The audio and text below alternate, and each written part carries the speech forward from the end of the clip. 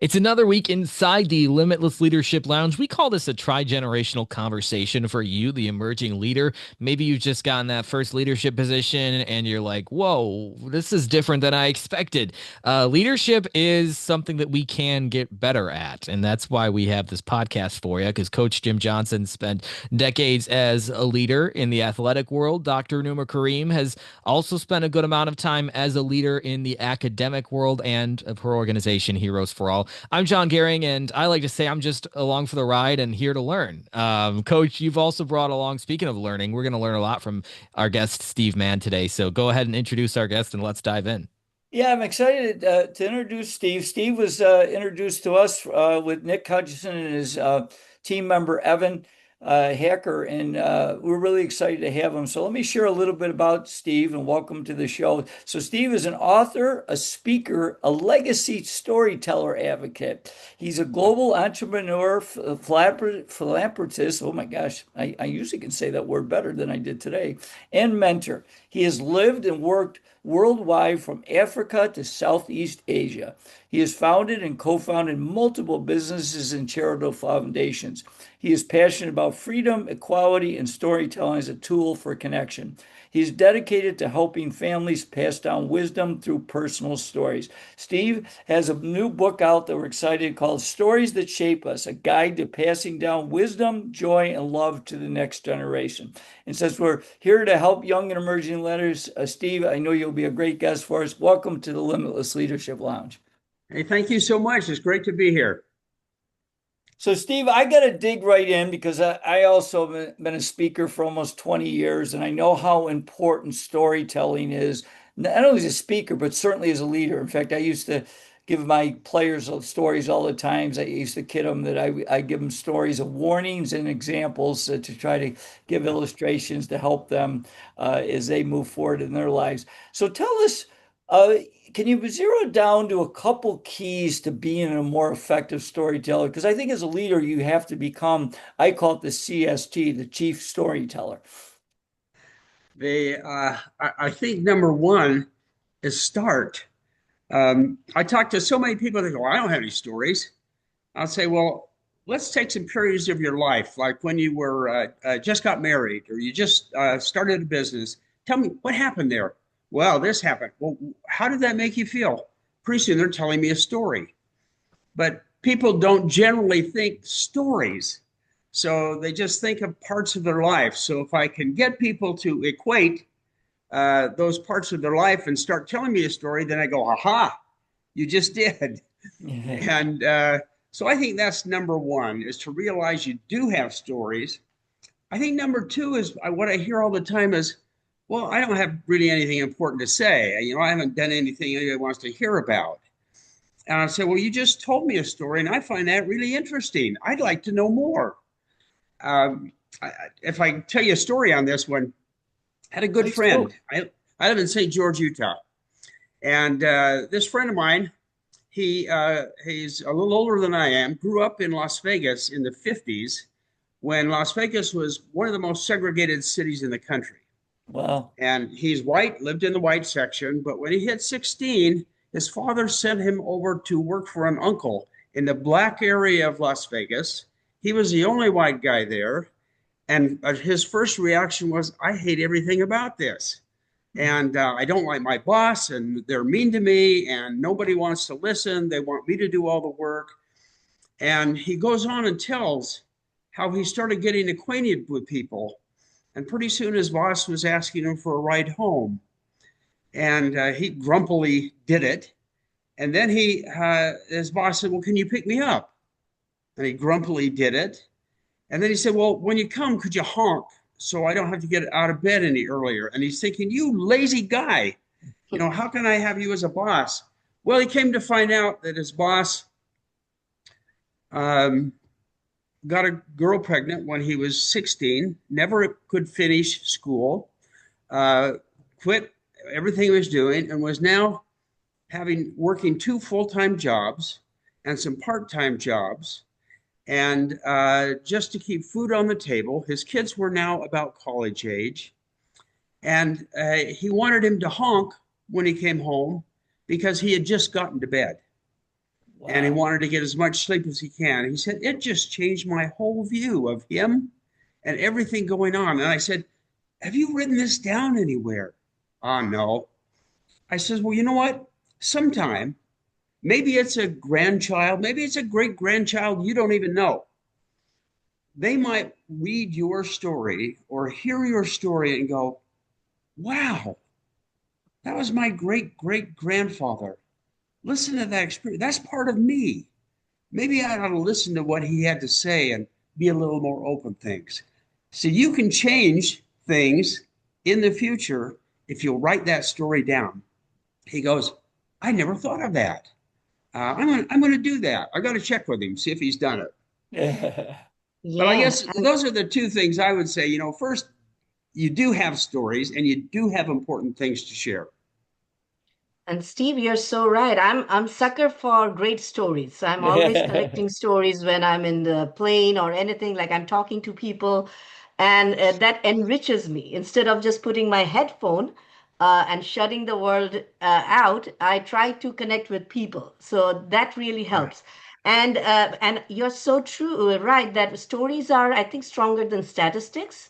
And while I'm a speaker, and I also give leadership training. And when I'm giving those stories from my life, I feel my audience is connecting more with me, and they're Yeah. trusting me as a speaker. And many of those CEOs came up to me and said that, those boring, instead of those boring datas, when you are telling us stories, we could really apply those, implement those, and we are becoming empathetic on those areas. So there are so many stories, and I'm as a storyteller would love to hear your wisdom on what makes a good story. Like there could be stories that cannot resonate, that might not resonate, but there could be stories that really have impact. So how would I know that this is a great story to tell? You know, I think that we live in an era, an age where we are bombarded with data. Hmm. Um, we have stuff coming from the internet, from social media. We're about to get swamped by AI, whatever that means. Right. And we have no lack of data. And people get that, but they have a difficult time trying to put that data in perspective, trying to evaluate it, trying to say, what does it mean to a human being? What does it mean to me? And that's what stories do. And when you go to tell a story, I think write maybe the basics down if you haven't done anything, but the more detail you can go into, the better. People want to find a way to connect that story. It may be where it happened. It may be who you were with. It may be the smells. But if you can give enough detail that people can connect to the story, then they go, wow, that's great. I think the other thing is realize what stories do. Stories give people perspective, Mm. which you don't get just from data. Stories give people humanity, which you don't get from data. And those are both things that people, I think, are desperate for in this age. Mhm. Right. Yeah. When I started my business a few years ago, I thought that I needed to be the authority in the field. So, of course, what I thought was hammer home the statistics and the book knowledge and tell all of that on social media and make myself into this authority who writes blog posts about, nerdy audio standards and stuff. But what I'm realizing now as the world my world continues and my entrepreneurship journey continues, that storytelling is really the best way to relate to an audience. So for an entrepreneur who's trying to position themselves as an expert in a field, how do we leverage the power of storytelling to do that, so we're not just regurgitating boring statistics but making it more relatable? Yeah. In the book, there's a bonus chapter that people can download. And it's how do I talk to friends and family about controversial issues? Because we don't, and we avoid it like the plague. And so we talk about the movie we saw or what we had to eat, but we don't talk about things that are important. And in that bonus chapter, I go through some how to talk about people. And one of the things I talk about is just what you said, data. We use data as a weapon too much. We don't use it to enlighten. We use it to bombard, to rebut. And that doesn't go very far with people listening. They can find the data somewhere else. They don't want to listen to a rebuttal, but they don't often get understanding, perspective. Well, how does that fit? What does that do for me? Why? And so I think people need to be judicious about the use of data, maybe almost ask permission to share some data, but tell why they're using this piece of data and why it came from and what it means to them. Then that data can become useful. But if we're just using data to beat people up, we don't get very far. Good point. Well, Steve, I got to delve in because, our audience, we do have quite a few people that are in the entrepreneur, and I know you started many businesses and also charitable foundations as well. Can you share, a couple ideas with your experience, how you were able to start and build a flourishing business? um, I think well, both a business and foundation. The starting either one, I think, comes from a lot of the same resources, the same background.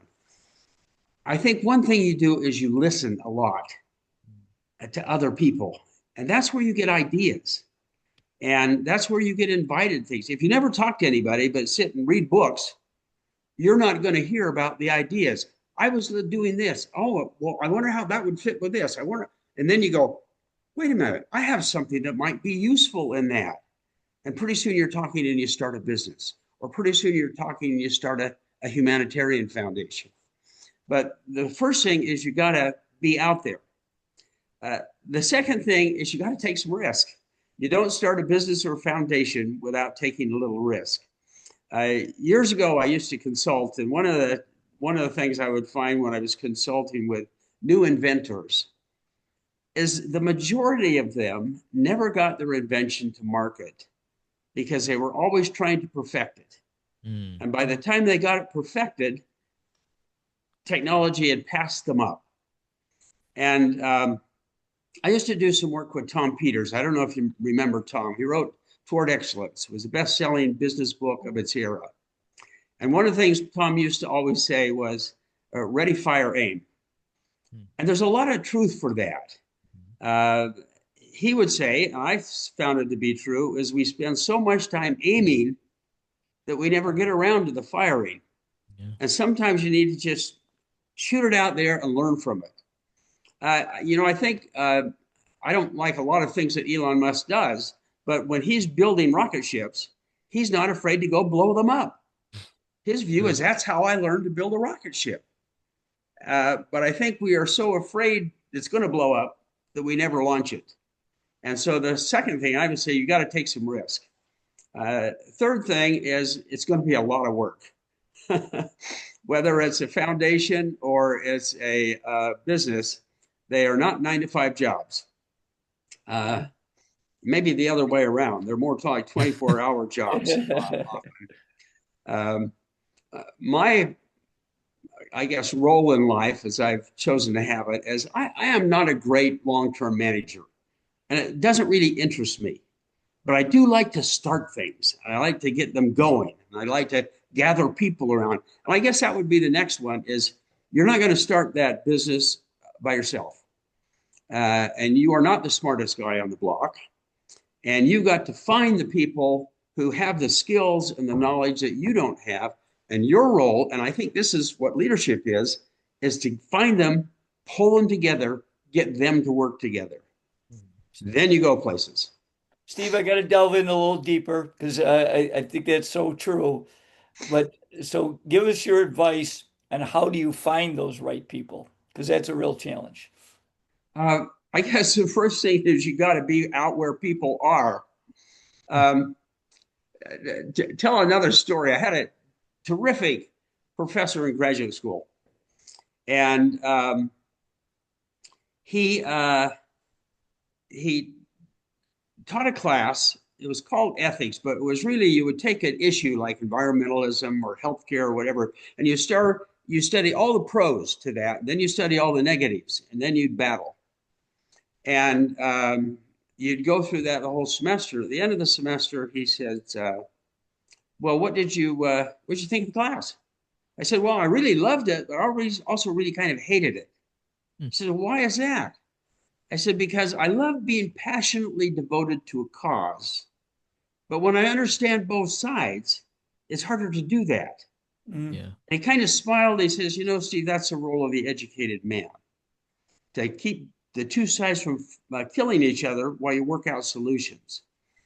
And I think that applies in finding partners too. If you're only looking for people who are just like you, you're not likely to find the best partners.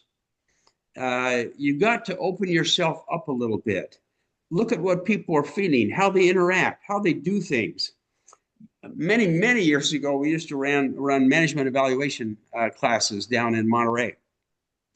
And you could pretty quickly kind of tell who had more potential, because you give them these complex tasks, and some would say, well, I don't have the tools. That's not been delegated to me, so I really put that to the side.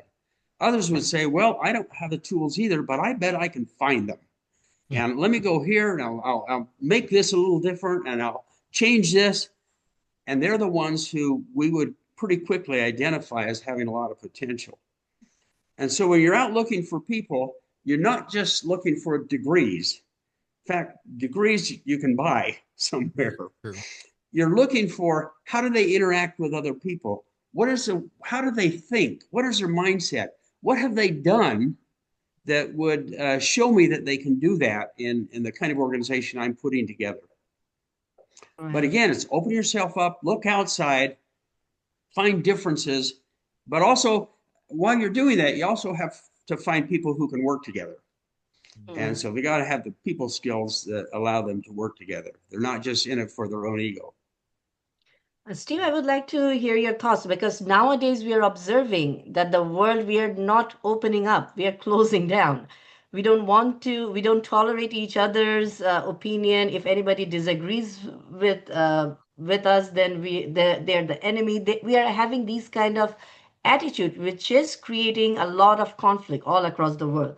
So both this part of the world and my part of the world. And while I was going through your bio, one thing, and you are into freedom, and I will dive into a little uncomfortable topic. I have always watched Piers Morgan, and he had this both view on Israel, Palestine, and on many issues. And recently, he's like, it's no more the numbers. He was saying that the numbers did not change me, but the stories did. Like 50,000 kids killed or 30,000 kids killed. Those things didn't change him.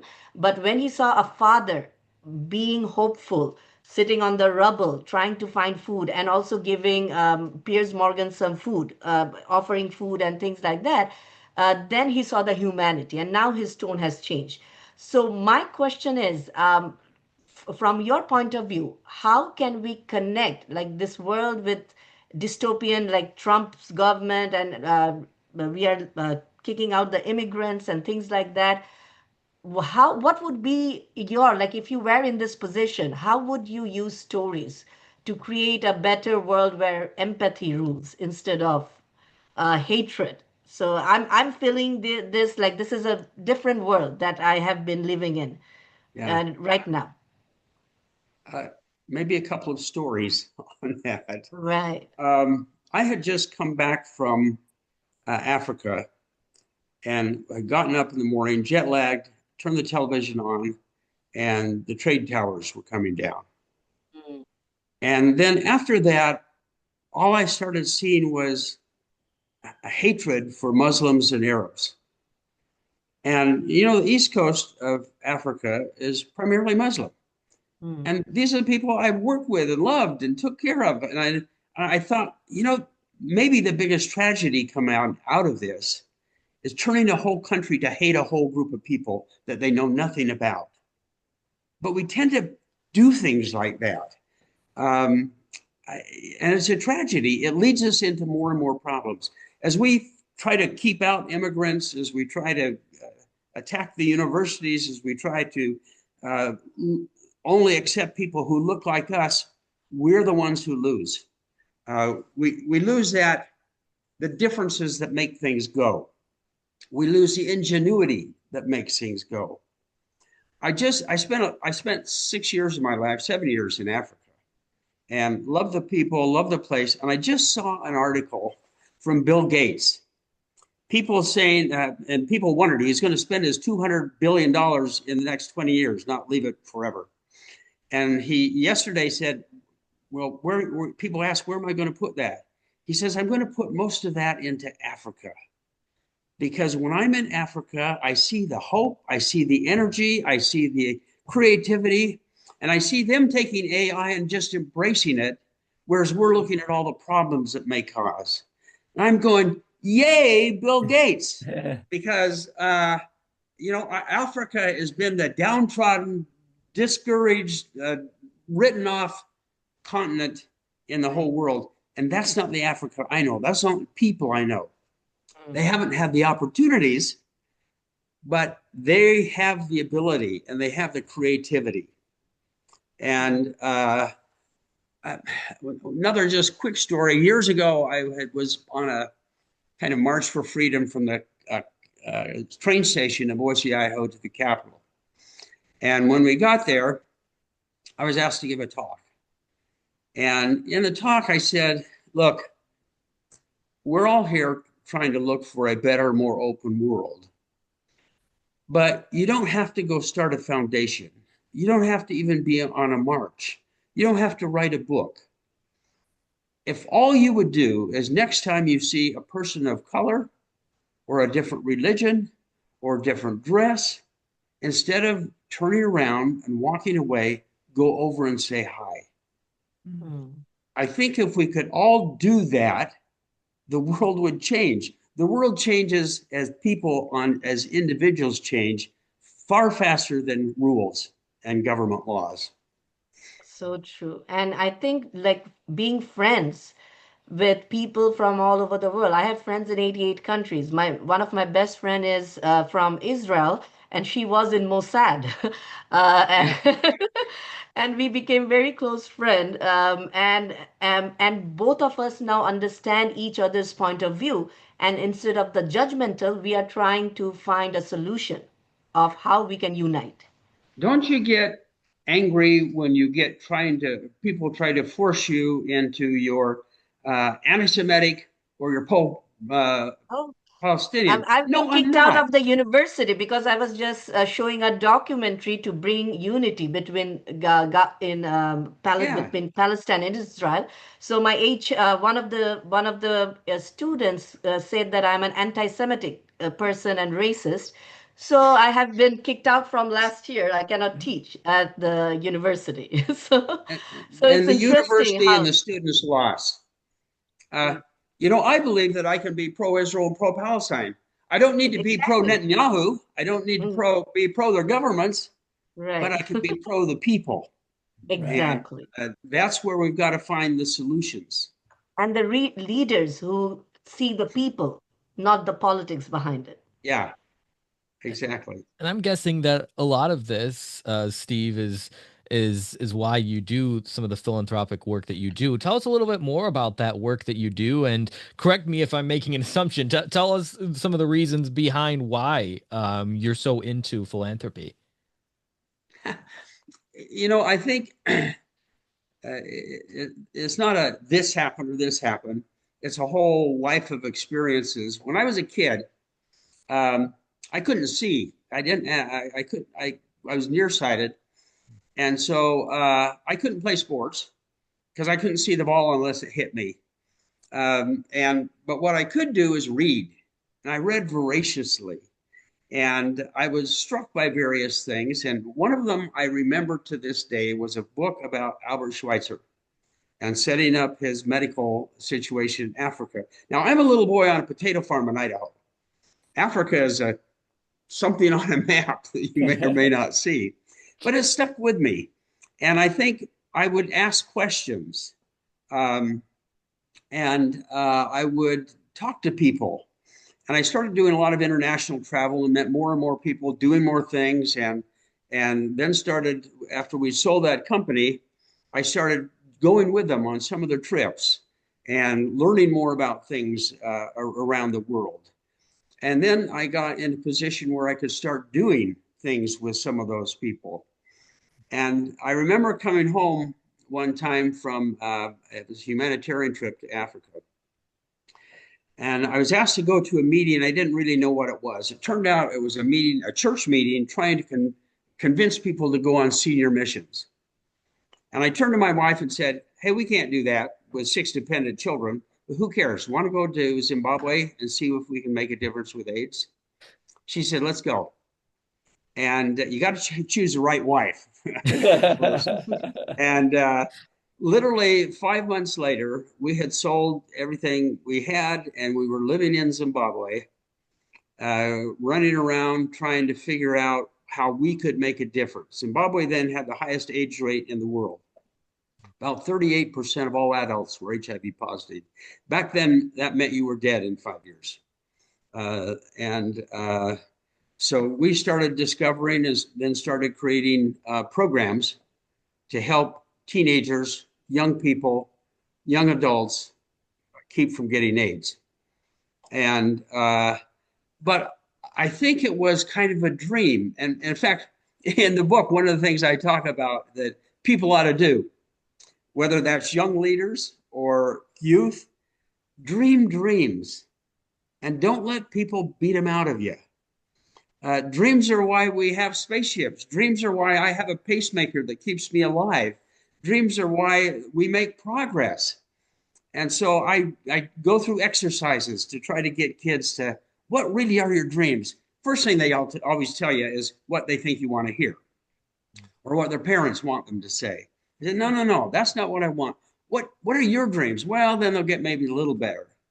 I remember one group one time I said, well, maybe imagine yourself stark naked on a Harley riding through the Sahara Desert. Oh, wow. You mean you want what I'm really dreaming? Yeah. Then they put those up and I say, now do something about that. Make something happen. Another story, another professor at graduate school, they had a class we had to write about ourselves, take all kinds of personality tests and intelligence tests and interview people. And one of the things I put in the book was that I'd like to climb Mount Everest. Well, he was kind of fascinated by the professor, and he says, "You must do a lot of climbing." I said, "No, I don't climb anything." And he said, "Well, you must do a lot of outdoor stuff." "No, I really don't do that." He looked at me and he said, "Steve, most people who climb Everest go outside." And so I took the summer off the next summer and worked as a waiter in Jackson Hole, Wyoming, and learned to climb. Well, I never made it to Everest, but it didn't make any difference. But his message was, take that dream and do something about it, even if it's just a little step. But you've got to take that little step. Great point. Well, Steve, let's delve in a little bit, share a little bit about, for the readers, for your new book, Stories That Shape Us, and maybe just share one story from the book. So what was the purpose of writing the book, and what are you hoping the reader will get out of it? I had written a little life history. It's pretty boring. He was here and there and there. My wife forced me to do it. She said, "No, the grandkids need to have some. They'll never read it." And when I looked at it, I said, you could read that and you still have no idea what I believe, what was important to me, what I would like to pass on. So I started trying to say, what would I like to pass on?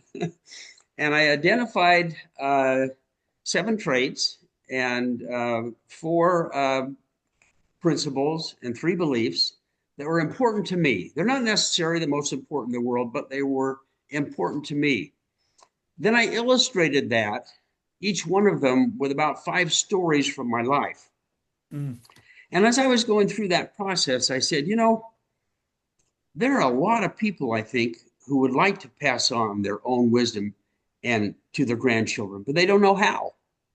And so I started changing the tone of the book a little bit and turned it in a little more of a workbook. Here's how you can identify what's important to you. Here's how you can identify the stories. Here's how you can pass that off and start discussions with your grandchildren and great grandchildren. And so I'm hoping that as people read the book, some will just have fun reading the stories. Some, I hope, will start sharing those stories and reading the book together with grandchildren. Some, I hope, will start saying, you know, he did that, but I did this. And they start talking about their own things. Some, I hope, will be motivated to go take action on something. But I'm hopeful that more people who read the book will identify what's important to them and find ways to pass it on. So, Steve, my last question to you, what legacy would you like to leave behind? Ooh, nobody's ever asked me that question before. Well, I know some things it's not going to be. It's not going to be a fortune. It's not going to be people who care about who I saw and when I talked to. I guess the legacy I would like to leave behind is, you know, he tried to make a difference in the world. He tried to make things better. And if you look at the sum of my life and the things that I've done, people could say it was a good life. He blessed the lives of a lot of people, his children and people around the world. If people could think of me that way, I'd be thrilled. Right. And I think that is called success. We try to measure success in so many ways. But it's a little story. When my father passed away in 2014, I was in the rooftop just thinking about all the memories. And there were some few people who were passing by our house, and they were saying, "Oh, the person who lived in this house who passed away yesterday was really a good man. He was the most caring neighbor and always helping each other." And that is when I started crying. And I felt that that should be all our legacy, to live a good life. And when I leave the world, they will say that she was a good person. So I think that was and you just said that. Yeah. At my my wife and I were talking to the kids once, and we were saying, well, no, we don't want to get buried. We want to just get cremated. And so one of my daughters sent us these two little lawn gnomes, I guess. And she made her husband drill a hole through the bottom so they were empty. He thought this whole idea was terrible. And she says, I want on mine to say she was nice. Hmm. And that's pretty good. So I had them put on mine on the little hat, him not so much. And but the two of them together made things work. Ah, beautiful. Steve, you mentioned it earlier. You mentioned the bonus chapter, and I know that on your website there's an opportunity for people to get the bonus chapter from Stories That Shape Us. Is that something we can still take advantage of? And where would we be able to grab that book and learn more about you? Yeah, the book is should be it's to Amazon now, but that takes them a couple of weeks. And so in 2 or 3 weeks it'll be available on Amazon. The bonus chapter, both in audio and in a PDF, should be available on the website actually by the end of this week or first of next week. And you don't need to purchase the book to download the that bonus chapter. But if you go to steve-mann.com, that'll take you to the website, and that will tell you some stories. It will tell you how to download the chapter and tell you when the book's available. And Two that's man with two N's, right, Steve? Yes. Yes. STEVE-MANN.com. Steve Mann with an extra N. I And got we'll to have ask you that one down final in the show question, if you notes. don't mind, John, then we'll Yep. wrap up here. Steve, when I was doing research on you, one of the things that struck me very powerful, because I do a lot of leadership talks around the country. In fact, I'm coming out your way to Utah to speak to a business. And I'm really big on clarity of purpose and personal beliefs. Can you delve into that? Because I think that's so hugely important for people. Because I always kid John and Rehnuma, the first person you got to lead is yourself. And so if you don't have clarity of who you are and what you stand for, then you tend to fall for anything. Can you delve into that to just close here about how strong it is to have clarity of your purpose and personal beliefs? Yeah, and I think that clarity is always being clarified as Yes. we go through and have more experiences. You know, when I finished the book, I went through and I said, I wonder if there's any commonalities that I have in the traits or the beliefs or the principles. And I looked at the traits and I said, you know, those all really kind of focus on you can do something, make a difference, go do something, take action. I looked at the principles and they were tended to be all around liberty and freedom and fairness. And I looked at the beliefs and they were all around who are you? You know, who am I? And trying to help people identify who they are. And I think that's a lifelong process, but I think it's hard to really be a leader uh, until you have at least to some degree answered that question for yourself. Who am I in relationship to the universe? Who am I in my family? Who am I in my relationship with God? Uh, and and I think in most of our cases we have the ideal and where we are. But if we have the ideal, you say, I'm a person who's trying to have this kind of relationship with God. I'm a person who's trying to have this kind of relationship with the universe. I'm this kind of person who's trying to have this kind of relationship with the people around me. We're partway there. And having that identity helps us do other things. One other just quick story. I had another great professor once. He said, you know, if we're playing tennis on the top of the Empire State Building, we play a lot better tennis if there's a 20-foot fence around us.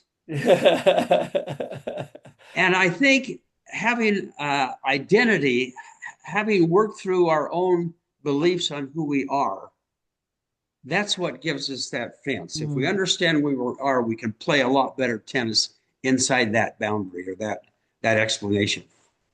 It's So a true. great picture. I love that. And that picture was very vivid. But I still love that as a tennis player and coach. I know you can resonate too. Yeah, exactly. Because Um, I want to play tennis, but I don't want to fall off the top of the Empire State Building. That's right. Steve, we've learned a lot from you. A couple of the big takeaways, obviously the power of storytelling, which is huge. And then also just you being a good person is another thing we can take away, and how we can all strive to be that, because it's ultimately what matters in life, right? So many of us are chasing things that don't ultimately matter. So, in our final moments here, tell us a little bit about what the future holds for you. Are you having any other book projects coming out? Any more philanthropic efforts that you're looking to do? Or are you going to kick back and take it easy a little bit? One of the things I'm learned that I'm a total failure at is retirement. Um, it's simply impossible. My life has been a series of almost reincarnations, different places, different people. You know, it's teaching, starting a business, starting a different kind of business, raising a family, going to school, going on a mission for a church, moving to Africa, working on AIDS. Spent a lot of time in the Philippines working on human just poverty alleviation. And I came back from my last kind of away area, which was just in Las Vegas, working on implementing, creating a program to help people become more self-reliant. Came back to St. George, and then it was kind of, okay, now what? And I didn't really push it because, at least in my life, those things have always just kind of shown up. And in this case, what started to evolve was this idea of creating a book, and a great book that could help people pass on their wisdom and help the people on the other side, the great grandkids, find that wisdom and find that perspective that they're looking for, find that humanity. And so I think for the next little while, it's going to be trying to get that book out to as many people as I can get it out to and help them work through the idea of what they could do. After that, who knows? I'm 76, so I'll give myself to 78, 80 doing that, and then we'll see. It won't be retirement. Great. Yeah, I can imagine. Steve-Mann, STEVE-MANN .com to grab that book and to learn more about Steve's amazing work. Steve, I know we don't often get down to Utah, but when we do, we'll have to link up with you because you're doing some awesome things, and we certainly appreciate you. Thank you so much That for would be coming on. terrific. Yeah. Now, I'm in southern Utah, the warm part. The warm part. Okay. Yeah. Nice. St. George is right on it is on the Nevada border, and it's a northern end of the Mojave Desert. Wow. And so it's red rock and mountain biking and hiking and canyons, and let's get together. Oh, Sounds beautiful, and you're yeah, far enough count me away in. from Skinwalker Ranch and all the crazy Utah stuff that you're. Yeah. That's so cool. Well, Steve, thank you again for your time today. We learned so much from you. Thank you so much for having me. It's been great to have the discussion.